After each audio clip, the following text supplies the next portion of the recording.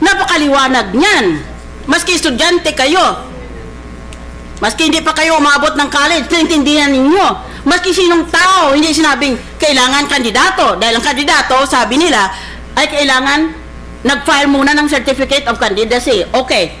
Sabi ng batas, hindi kailangan na kandidato ka. Maski sinong tao, maski anong paraan, under any guise whatsoever, directly or indirectly.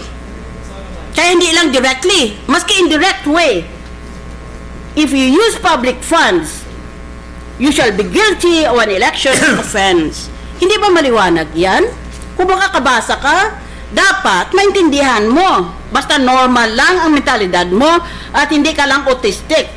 I charge that all these cabinet members are suffering from narcissism to such an extent that they have now become autistic and should be examined by the Secretary of Health.